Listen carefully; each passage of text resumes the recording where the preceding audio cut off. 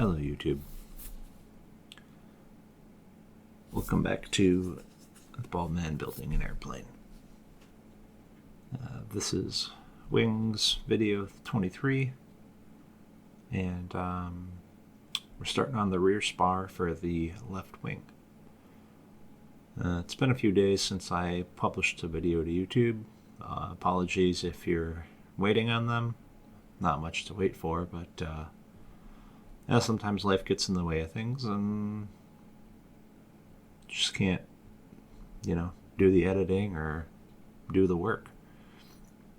Or attitudes get in the way of things and you don't want to do the work.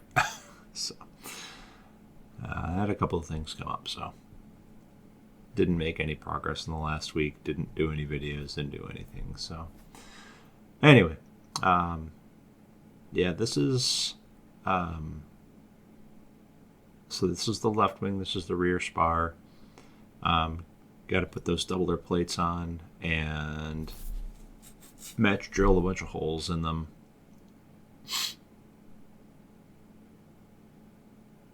And on the one, you've got to basically sort of cut out that spot for the aileron push rod to come through.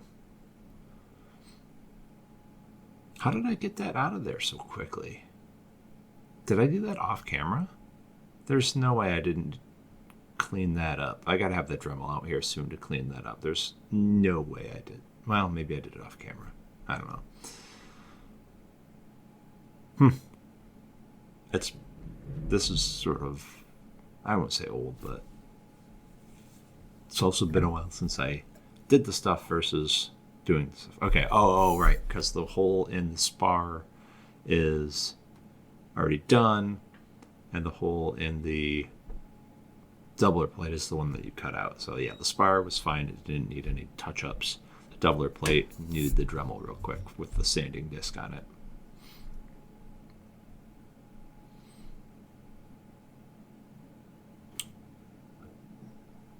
And then it's Cleco, the rear spar to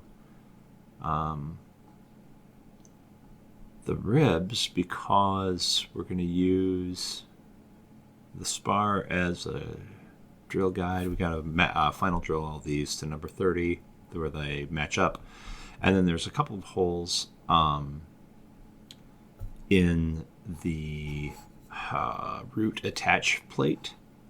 I don't know, rear, whatever you want to call it. The big old plate that that I was holding a few minutes ago here, that go through a couple of the inboard ribs and create two new holes. You sort of match drill through those, and it's a little unsettling. I don't know if I mentioned it on the other wing, but yeah, you're drilling a hole and then you look and you're like, you've got two holes that are like practically right next to each other and you're only using one of them. It must be something to do with shared parts between the RV-14 and the RV-10, since these ribs and basically the entire wing is the same for both of them.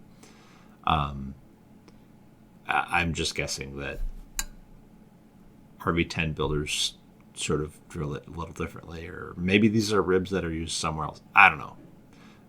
But it turns out that you're supposed to do that. The plans specifically call out for that. It's just when you take it apart and you've got two holes that look really close together, it's a little unsettling because you're supposed to have a specific distance between holes. And yes, they do have that amount of space between them.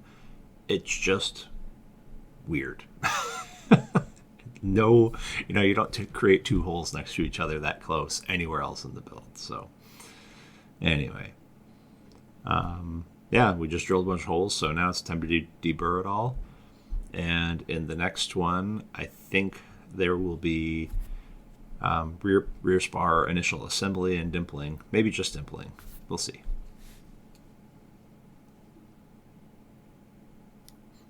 Thanks for stopping by.